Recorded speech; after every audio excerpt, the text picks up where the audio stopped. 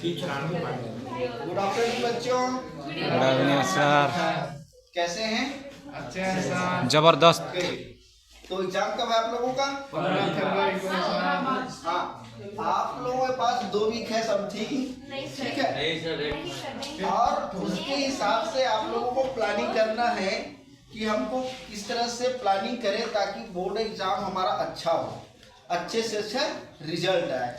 उसके लिए हमको क्या क्या प्लानिंग करनी चाहिए ताकि उसका रिजल्ट अच्छा है। तो यहाँ पर हमारा कुछ टिप्स दिया गया है, समझ रहे हैं। टिप्स में हमको देखना है कि क्या क्या टिप्स को हम फॉलो कर सकते हैं जिसके माध्यम से हम अच्छे से रिजल्ट ला सकते हैं। ये हमारे बहुत बड़ा इम्पोर्टेंट है। पहली बात तो है सिलेबस। सिलेबस सब जानते हैं। सिलेबस को आप लोग सारे विषय जितने भी विषय है उसका सिलेबस देखिए। सिलेबस देखने के बाद आप उसमें देखिए कि कौन से टॉपिक आपको अच्छा लगता है, कौन से आपको अच्छा नहीं लगता है या मेहनत ज़्यादा करना पड़ता है। तो जो टॉपिक आपको मेहनत करने की ज़रूरत है वो टॉपिक को थोड़ा ज़्यादा रिवाइज करने की ज़रूरत है, उसमें ज़्यादा फोकस करने की ज़रूरत है। और सिलेबस का छोटा छोटा नोट्स बनाइए ताकि आप एग्जाम में उसको पढ़ें तो ऑलरेडी आपको वहाँ पर समझ आए। तो हमको बेसिक चीज़ें क्या है, सिलेबस देखनी। सिलेबस के अकॉर्डिंग यदि हम पढ़ाई करते हैं तो हमको रिजल्ट अच्छे होने की संभावना है। तो हमारा पहला प्रायोरिटी क्या है, सिलेबस। उसके बाद आपको क्या है, रिमेम्बर करना है, फार्मूला करना है कि हमको कौन से फार्मूला यूज किया जाए ताकि हम अपने से अच्छे से कार्य कर सकते हैं। आप जितना भी है उसका टाइम टेबल बना दीजिए।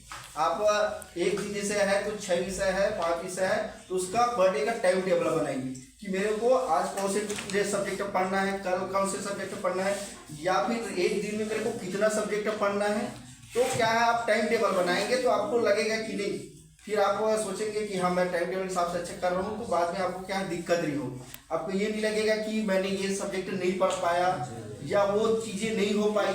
तो क्या है, आप टाइम टेबल बनाएंगे तो सारी सब्जेक्ट को क्या कर सकते हैं, उसको कवर कर सकते हैं। तो मतलब ये है कि आप टाइम टेबल बनाइए कि आपको कौन से टाइम पढ़ने में अच्छा लगता है, क्या पढ़ने की जरूरत है, उसके हिसाब से आप करेंगे तो काम आपका अच्छा हो जाएगा। दूसरी बात आपका हेल्थ है। आपका हेल्थ अच्छा होनी चाहिए। एग्जाम के समय क्या होता है, स्ट्रेस होता है, तनाव होता है, फ्रस्ट्रेशन होता है कि मेरा एग्जाम है, क्या होगा, कैसे होगा, रिजल्ट अच्छा आएगा कि नहीं आएगा, टीचर क्या बोलेंगे, पेरेंट्स क्या बोलेंगे, दोस्त क्या बोलेंगे, इसी प्रकार के क्या है मन में विचार रहता है। तो आपको क्या है, उससे स्ट्रेस होने से, तनाव होने से क्या बचना है। तो उसके लिए क्या है, आप ज़्यादा स्ट्रेस न लीजिए, समझ रहे। टाइम टेबल के अकॉर्डिंग आप पढ़ाई करेंगे तो आप समय निकालिए कि मैं रेस्ट कब लूँ, सोना कब है मेरे को, कुछ समय तक खेलना कब है, कुछ समय तक मस्ती कब करना है। तो उसके हिसाब से आप टाइम टेबल बनाएंगे, पढ़ाई करेंगे तो आपका मेंटल स्टेटस अच्छा रहेगा और आपका जो पढ़ाई भी बहुत अच्छी होगी और आप क्या है अच्छे से तैयारी कर सकते हैं। तो आपका हेल्थ का होना बहुत जरूरी। एग्जाम के समय कई लोग डर जाते हैं, एग्जाम देखते हैं, क्वेश्चन देखते हैं, यार मेरे सिलेबस के अकॉर्डिंग नहीं आया तो मैं पढ़ा नहीं हूँ। तो उस तरह की फियर आप में रहती है, तो उसको क्या है, आराम से सोचिए, सोच करके आप पूर्व जो ज्ञान है वो क्या पढ़ाएं, कैसे पढ़ाएं, उसको थोड़ा रिमाइंड करिए ताकि वो ध्यान आपको वो एग्जाम के समय काम आ सके। तो ये करने से आपका हो सकता है। उसके बाद आपका क्या है, रिवीजन।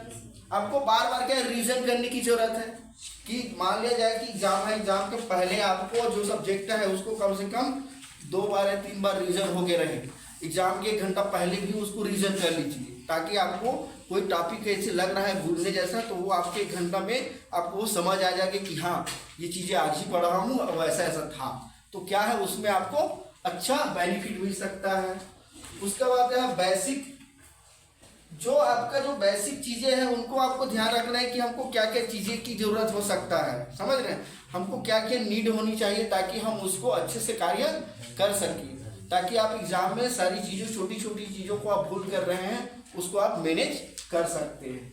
ठीक है, आपको क्या है, बी अवेयरनेस होना, स्ट्रांग जो पॉइंट है, वीक पॉइंट है, समझ रहे हैं। जो आपका कमजोरी पॉइंट है उसको आप नोट डाउन करिए कि भैया ये मेरा कम नंबर आता है, ये सब्जेक्ट में कम आता है, तो उसको क्या है आप थोड़ा ज़्यादा पढ़िए, समझिए। आप बाकी सब्जेक्ट में अच्छा नंबर पढ़ ला रहे हैं 90-95, एक सब्जेक्ट मान लिया आपको 60 आ रहा है, 65 आ रहा है, तो वो आपके रिजल्ट को लो कर सकता है। तो जो आपका कमजोर पॉइंट है उसको क्या लर्न आउट करने की जरूरत है ताकि आप अच्छा से कर सकें। आप क्या है प्लान बना सकते हैं कि हम और क्या अच्छे से कर सकते हैं, समझ रहे हैं। आप क्या प्लान बनाएंगे तो आपको क्या है वो चीज़ें आपको समझ आ जाएगी कि अन्य लोगों के क्या क्या स्ट्रेटजी रहती है, अन्य लोग कैसे उसको फॉलो करते हैं, क्या वो स्ट्रेटजी रखता है, हम क्या कर सकते हैं, हमारा अनुपात कैसा है, उसके हिसाब से करेंगे तो भी आपके लिए फायदा रहता है। दूसरी बात क्या है, आपको सॉल्व क्वेश्चन पेपर, पुराने जो क्वेश्चन पेपर हैं 1 साल 2 साल 5 साल 10 साल का भी पुराने क्वेश्चन पेपर को आप एनालाइज करते हैं, उसके अकॉर्डिंग आप बनाते हैं, उसमें टाइम मेंटेन करते हैं, उसको आप 3 घंटा में लिख कर देखते हैं, पढ़ कर देखते हैं, उसको देखते हैं कि हाँ मैं कितना बना सकता हूँ कितना नहीं बना सकता हूँ।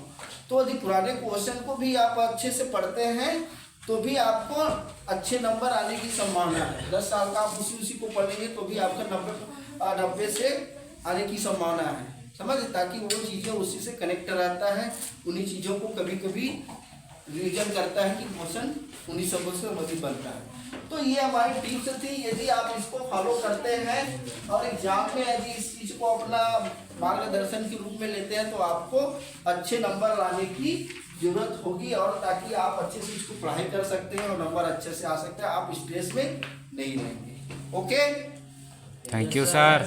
Thank you.